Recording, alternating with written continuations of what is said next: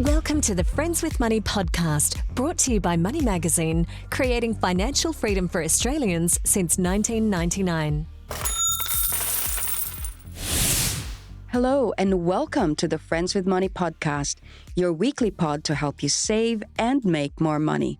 My name is Michelle Baltazar. I'm the editor-in-chief here at Money Magazine. Thank you for joining us. We've covered property investing in previous podcasts, but it truly is a topic that gets requested regularly.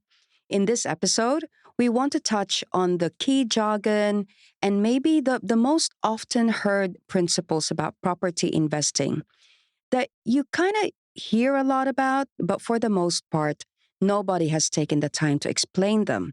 And if you stick around until the end of this episode, we're going to talk about the top 3 emotional traps when you're a beginner investor and what to do with them. Now, I'm going to need help on all of those topics. So we've invited a property expert today. His name is Damian Collins. Damian is the chair of Westbridge Funds Management, and he is also the managing director at Momentum Wealth. He started his career as a chartered accountant before becoming a professional property investor with more than 30 years' experience under his belt. Based in Perth, Damian was the president from 2018 to 2022 of the Real Estate Institute of Western Australia, which has more than 9,200 members. Damian, thank you for joining us. Good to be here, Michelle.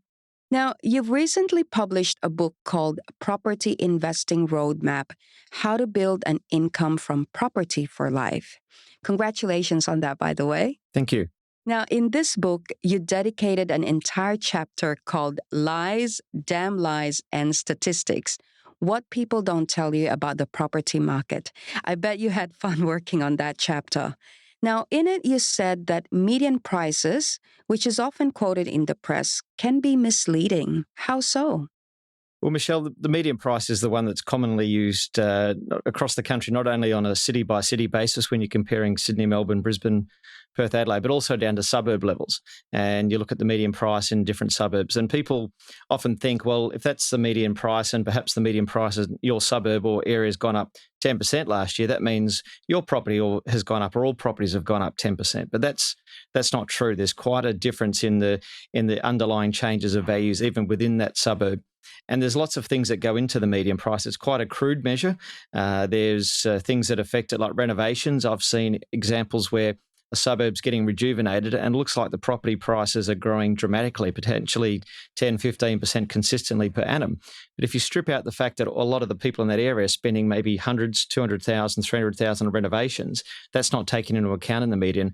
So it over-exaggerates the capital growth in that area. So there's so many things that are wrong with the median. It's a useful tool, at least, because it's the thing that's most common out there, but I wouldn't be relying on the median price and changes in median prices to determine where I would invest my next dollar in property.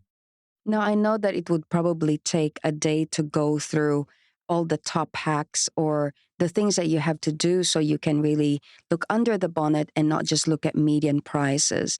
But can you give me an example of some practical tips on how can you know, well, what really is the right price that I should be looking at when I'm investing in a particular location?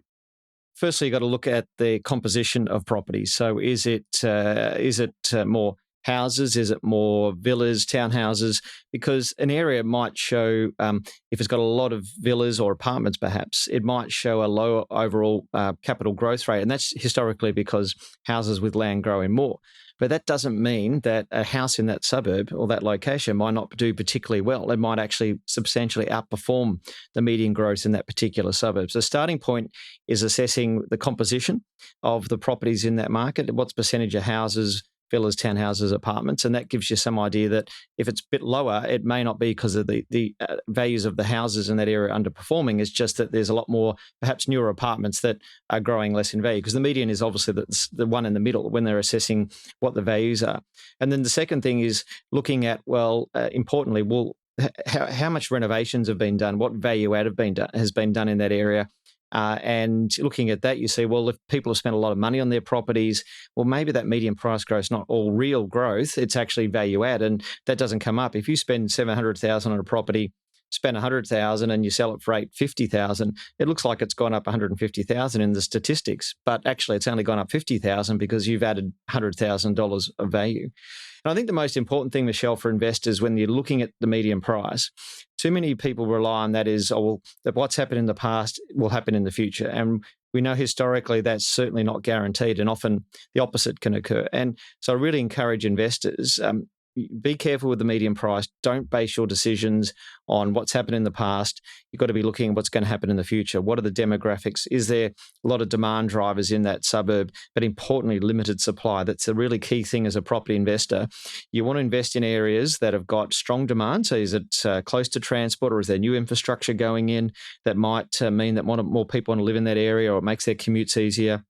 Is it changing demographically? We go back in history and look at the census figures, looking at the average incomes, and if we see trends over the decades, and particularly in the last few censuses, where people are then becoming a higher income, well, that's a good trend as well. It shows you the people in there are moving in more affluent, more likely to pay more for properties, for rents, and also for sale as well. So it's really critical that you understand what's happened in the past. The median price just gives you a rough average of what the values are in that suburb, but what that doesn't mean is what's going to happen in the future. Then there's a lot more you've got to deep dive into to pick the next property winners that are going to grow substantially in the decades ahead. And just touching on your point about renovations, and I'm just putting myself in the shoes of a beginner property investor who probably looks at domain.com.au as their first step. But how would I know if my neighbors have done major renovations? It feels overwhelming. There's a lot of data, and you just don't know how to put all the pieces together.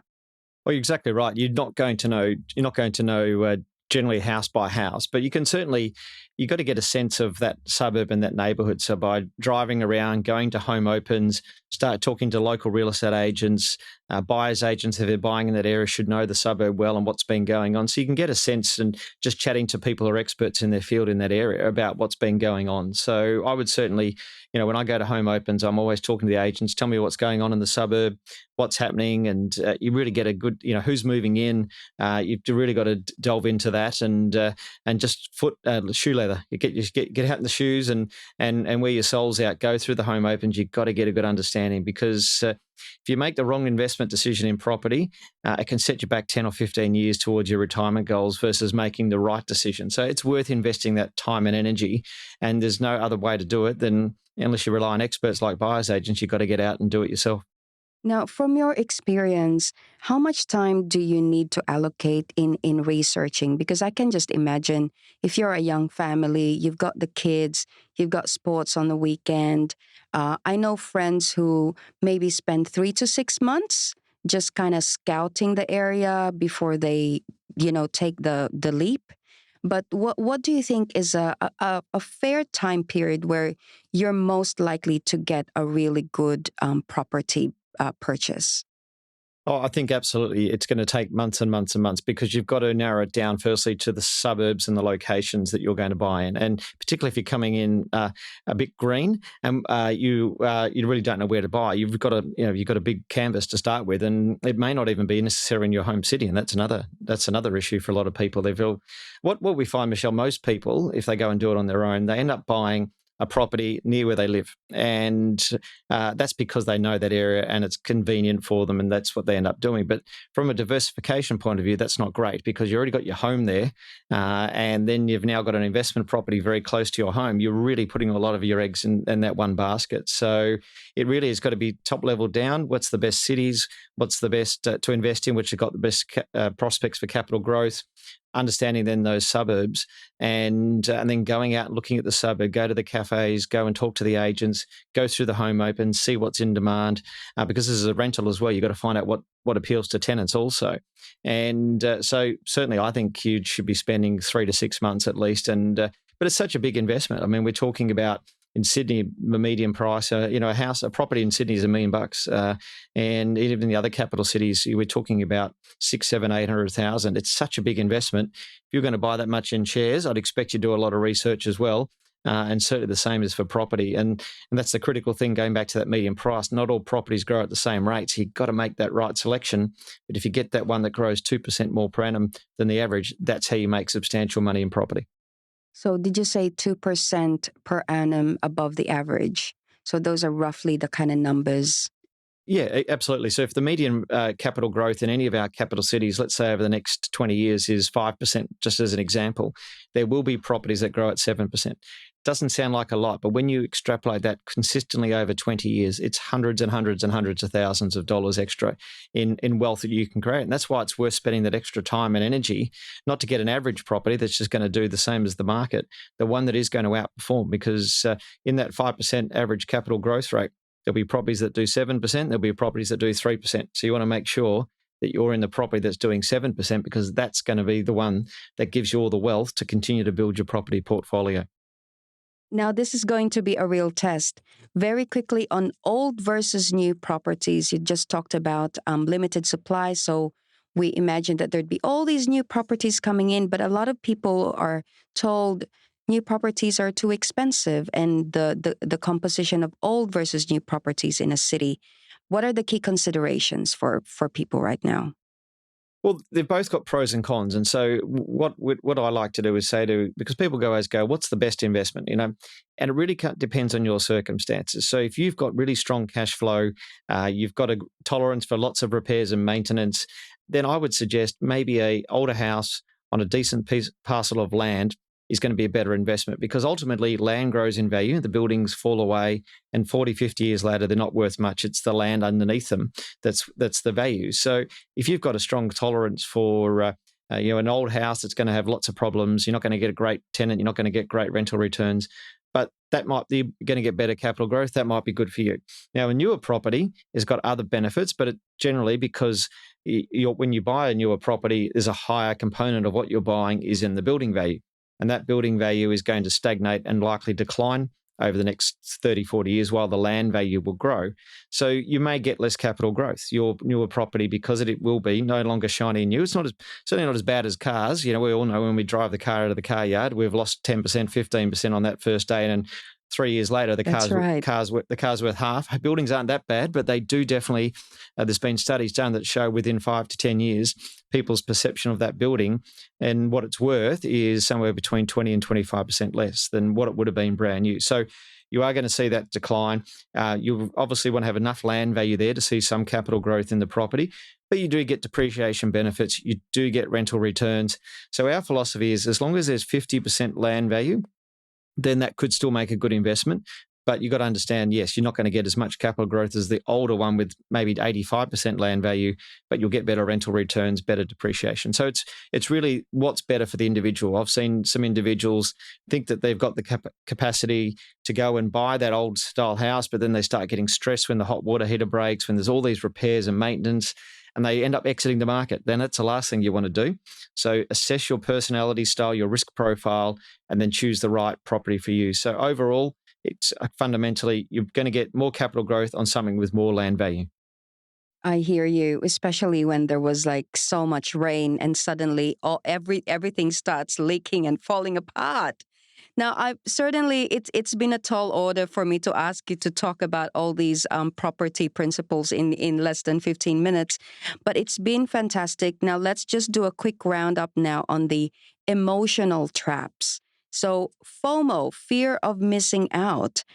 How can you kind of feel like you're not under pressure to buy something simply because someone said, oh, you better buy it now before someone else buys it? Yeah, and we're certainly seeing that in a number of markets around Australia at the moment, particularly in Perth and Brisbane, where there's such short supply. So the fear of missing out, they think the market's going to grow strongly, which it still likely will, but I've seen people overpay 50, 60, 100,000, and we see that in our buyers agency team. They're telling me what some people are doing just because they've missed out on a couple. They're so afraid of missing out again. They can't handle it. That doesn't make sense. Every week there's more properties coming to the market. You will get one. You're not going to get a bargain in these markets. Absolutely not. But you should pay top dollar, but fair dollar. Don't go and overpay. And that's what we see. People with that FOMO, fear of missing out, overpaying, and that's not a good start to your property investment career. Now, the second one, you made this up and it's in your book. It's the fear of overpaying, or FOOP. What does that mean? Yeah, and that's an interesting one. So at the same time where some people have the fear of missing out and they go in and overpay, there's some people who can just never make that decision and they get so worried that they might, as I said, you can't get a bargain in this market. You've got to pay fair value. And so some people have this fear and they can't constantly put in offers that are way below where everyone else is, and they're missing where the market's at. The markets are changing rapidly in some locations. So from that fear of overpaying, they end up doing nothing. They miss out. They don't want to pay top dollar. They don't want to pay the market. They end up doing nothing. And Michelle, that is actually worse than overpaying. I'd rather see, as much as I don't want anyone to overpay, I'd rather someone overpay a little bit on FOMO than miss out on FOOP and for the fear of overpaying because they never get into the market. So it's just trying to take out the emotion out of investing, trying to be logical. I know it's easier said than done, but if you're logical and you're looking at the market, see what the fair values are, you might miss out on a few when you put offers in, but you'll eventually get one if you're paying fair market price. Fantastic. And last but not least is the fear of better options, or FOBO. Again, you made this up, but I trust you. You've been in the business for 30 years. What is the fear of better options like? Well, again, it's another reason people are indecisive. They go, "Oh, well, there could be a better one." Look, one thing about investment property, it's not your home where you're necessarily going to live. It's got to be a good, solid investment that's going to make you money. It doesn't have to be the best house on the best street. It's all about, there's always going to be something better that comes up, but you're looking at this as an investment opportunity and you've got to make that decision. So what we find is that the FOOP and FOBO, people get indecisive, don't end up making decisions. They sit out of the market, and then 10 years later they go, "Oh, I wish I'd got in," and they miss out. So just try to remember as an investor, it's keep it logical. And yes, you will miss out on a few in the hot markets, but keep looking. You will find a great investment property. And fundamentally in Australia, we're undersupplied. We've got great capital cities. Lots of people want to move here. Fundamentally, we know that in 20 years' time, property prices are going to be significantly higher than they are now. We've come to the end of the episode, but I am curious, for someone who's maybe they have 2 or 3 residential investment properties under their belt, what would be the next level of property investing, especially if you're thinking about this as a kind of a passive income or a recurring income well into your retirement?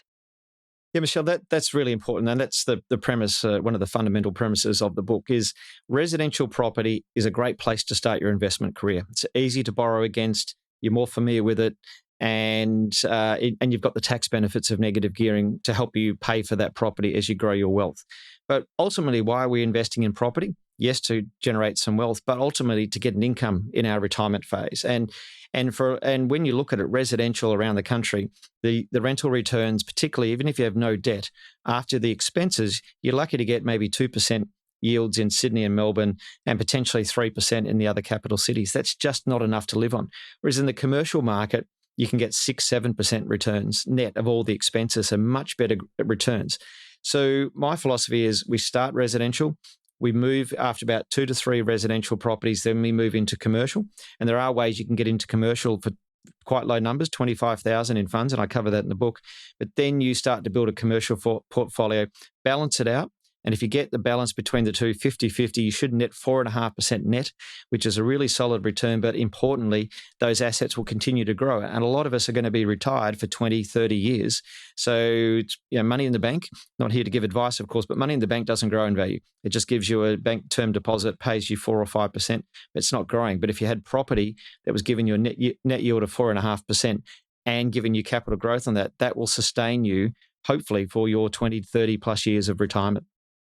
Yes, I think we've heard the 4.5% compound and just kind of year on year is really very powerful, and yet there's no risk involved. It's not like 100% or 160% in interest or return. But I have a feeling that I may need to kind of rewind and like listen to you again, because you went through the rapid fire of what net yield is and the 250-50. We're not all mathematicians and former chartered accountants, Damian. So I'll have to listen to that again. But this has been really good value, even for me. I think to recap, number one, try not to overpay. So if the average price or yield is around 5%, you really want to get 2% above that. So you really need to be more ambitious and spend the time and effort, go to home opens to do that. Secondly, land value. What is 50% land value versus 85% land value? I think you need to look at that. And in choosing the lesser of two evils, you're better off overpaying, which is the fear of missing out, rather than the fear of better options, where you end up 20 years later, you still haven't made an investment at all because you kept looking. Damian, thank you once again for your time. My pleasure, Michelle. Now, before we go, don't forget that if you enjoy listening to the Friends with Money podcast, we'd love for you to recommend it to your own friends and family, or you can help us out by leaving a review on iTunes or the Apple Podcast app. You can also send in any questions, comments, or even topics you'd love for us to cover through our dedicated email, podcast@moneymag.com.au. If you want to know more about what Damian's talking about with residential and commercial property and yield and land value, the Property Investing Roadmap book, How to Build an Income from Property for Life, is now available on Amazon. Finally, make sure you head over to moneymag.com.au for all the latest financial news and stories. Thank you once again for joining us today. That's it for this episode. I'm Michelle Baltazar. Bye for now. Thanks for listening to the Friends with Money podcast. For credible, independent, and easy to understand financial commentary, visit moneymag.com.au. Please remember that the views and opinions expressed in this podcast are general in nature, and further independent advice and research based on your personal circumstances should be sought before making an investment decision.